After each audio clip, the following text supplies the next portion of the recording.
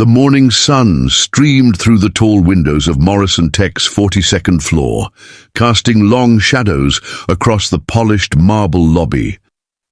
Margaret Chen adjusted her silk blazer as she stepped out of the executive elevator, her heels clicking purposefully against the floor.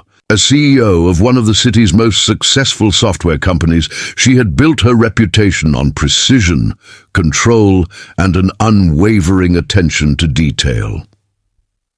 Down in the basement levels, Frank Rodriguez pushed his maintenance cart down the quiet hallway. At 50 years old, he had been cleaning these same corridors for over 2 decades. His movements were steady and methodical, the way they had been every morning for the past 23 years. Frank knew every corner of this building, every squeaky wheel on his cart, every flickering light that needed attention. The building hummed with its usual energy as employees filtered in for another busy Tuesday. Coffee makers gurgled to life. In break rooms, keyboards began their familiar tapping symphony. Phone calls echoed through glass-walled conference rooms. Margaret stood in her corner office, reviewing the quarterly reports that would be presented to the board in just 3 hours. Everything seemed perfectly normal. Then, at exactly 9:47 in the morning, the lights flickered once. Then, twice. Margaret glanced up from her papers, frowning slightly. She had never seen the building's power stutter like that before. The light steadied, and she returned to her work, dismissing the momentary interruption. 3 floors down, Frank noticed it too.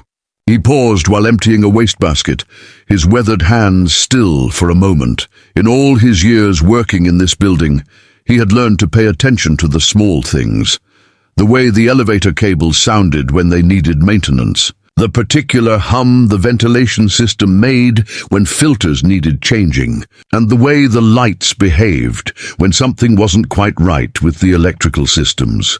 At 10:15, the real trouble began. Margaret's computer screen went black without warning.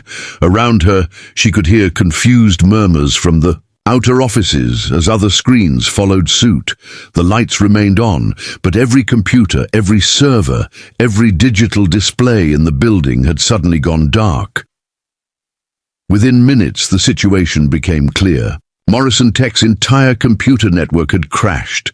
Not just the workstations, but the servers that ran their software, the systems that managed client data, the backups that were supposed to protect everything they had built over 15 years. Margaret stood in the emergency meeting room, surrounded by her top executives and IT specialists. The head of technology, David Park, ran his hands through his hair as he explained the scope of the disaster. "It's not just our internal systems," he said, his voice tight with stress. "Our client-facing applications are down. The data centers aren't responding. We're looking at a complete system failure across every network we manage." The room fell silent. Margaret felt a cold weight settling in her stomach. Morrison Tech managed critical software for hospitals, financial institutions, and government agencies. Every minute of downtime meant thousands of people couldn't access systems they depended on. Every hour meant millions of dollars in losses, and damaged relationships that had taken years to build. "How long to get everything back online?" Margaret asked, though she dreaded the answer. David shook his head slowly. "We're looking at days, maybe weeks. The backup systems aren't responding either. It's like something corrupted the core infrastructure at the most fundamental level." Margaret closed her eyes for a moment, feeling the weight of responsibility pressing down on her shoulders.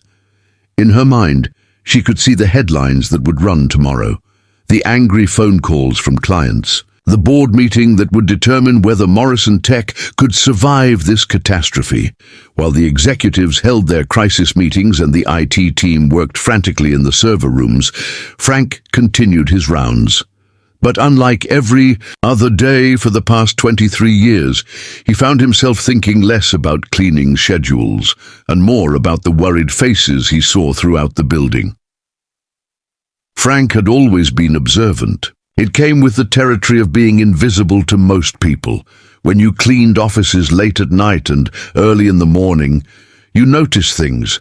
You overheard conversations. You saw documents left on desks.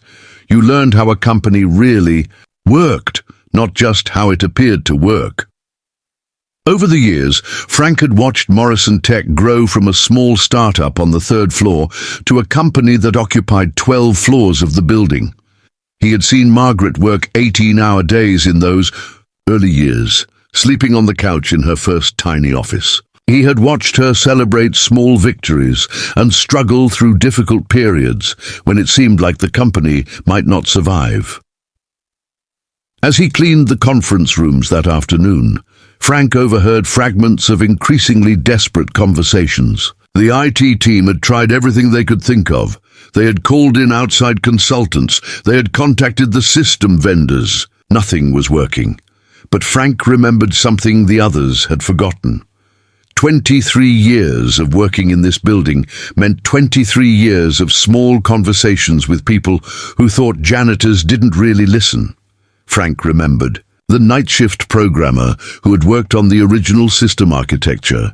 He remembered the casual conversation about backup protocols that had happened in an elevator 3 years ago. Most importantly, he remembered the manual override system that had been installed in the sub-basement during the building's construction, but had been forgotten as technology evolved.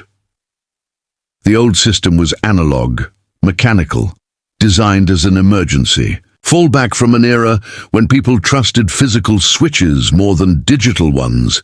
It had been disconnected from the main network years ago, but Frank knew it was still there. He also knew that if someone could access it and make the right connections, it might be possible to bypass the corrupted digital systems entirely. As evening approached and the building grew quiet, Frank made his decision. Instead of heading home like he had every night for over 2 decades, he took his master keys and headed for the sub-basement. The room was exactly as he remembered. Dusty, forgotten, filled with equipment that most people would consider obsolete. But Frank had grown up in an era when you fixed things with your hands, when you understood how systems worked at their most basic level. He spent the next 6 hours carefully connecting cables, flipping switches, and coaxing old equipment back to life. His movements were patient and deliberate, the same way he approached everything in his life. When something didn't work the first time, he tried a different approach. When a connection seemed loose, he took the time to secure it properly. At 3 in the morning, something clicked into place, literally and figuratively. The first sign was a gentle hum from equipment that hadn't made a sound in years. Then, slowly, lights began appearing on old control panels. Frank allowed himself a small smile as he realized his theory had been correct. The manual system could indeed bypass the corrupted network infrastructure. By dawn, Frank had restored basic connectivity to Morrison Tech's core systems. It wasn't pretty, and it wasn't fast. But it worked. Data began flowing again. Critical. Applications came back online. The screens that had been dark for nearly 24 hours flickered back to life. Margaret arrived at the office that morning expecting another day of crisis management. Instead, she found her IT team staring in amazement at computer screens that showed green lights where there had been red warning signals for the past day. "How did this happen?" she asked David, who looked as confused as he was relieved. "We're not entirely sure," he admitted, "but it looks like someone accessed the old manual backup system in the sub-basement. We didn't even know it was still functional." Margaret felt a mixture of relief and curiosity.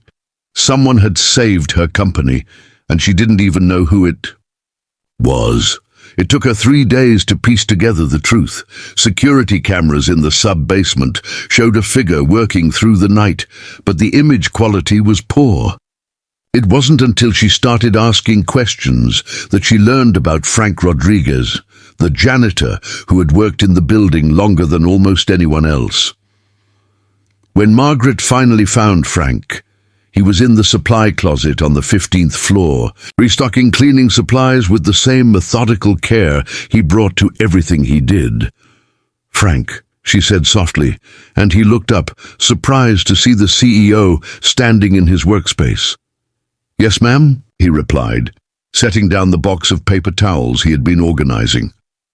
"I understand you helped us during the system crisis," Margaret said, choosing her words carefully. Frank nodded quietly. "I just did what needed to be done." Margaret studied his weathered face, seeing decades of quiet competence and dignity. "You saved our company, Frank. You saved thousands of jobs and helped millions of people who depend on our systems." Frank shrugged slightly. "I've been here a long time. I know how things work." In that moment, Margaret realized something that should have been obvious years earlier. Frank wasn't just a janitor who happened to work in their building.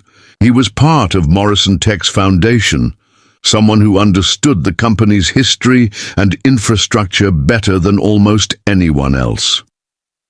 "Frank," she said, "would you be interested in a different kind of position here? We could use someone with your knowledge and problem-solving skills in our facilities management department." Frank considered this for a moment, the same way he approached every decision in his life with careful thought and consideration. "I appreciate that, Ms. Chen," he said finally, "but I like what I do. I like keeping things running smoothly, making sure people have a clean, safe place to work. That matters to me." Margaret nodded, understanding something important about the quiet dignity of essential work. "Then let me ask you this," she said. "Would you be willing to serve as a consultant, help us understand our building systems better, share your knowledge with our technical teams?" Frank smiled, the first full smile Margaret had ever seen from him. "That I could do." As Margaret walked back to her office, she reflected on the lesson Frank had taught her without meaning to. Success wasn't just about having the newest technology or the most sophisticated systems. Sometimes it was about understanding the fundamentals, paying attention to details that others overlooked, and having the patience to work through problems step by step. Frank returned to his cleaning cart, but his role at Morrison Tech had quietly expanded. He would continue to keep the building clean and safe, but now he would also share his deep knowledge of how things really worked. In the weeks that followed, Morrison Tech implemented new protocols that combined cutting-edge technology with old-fashioned reliability. They created redundant systems and made sure that critical knowledge wasn't held by just one person or one system. But most importantly, they learned to value the quiet expertise that had been walking their halls for over 20 years, pushing a cleaning cart and keeping everything running smoothly. Frank Rodriguez had always been a hero. It just took a crisis for everyone else to notice.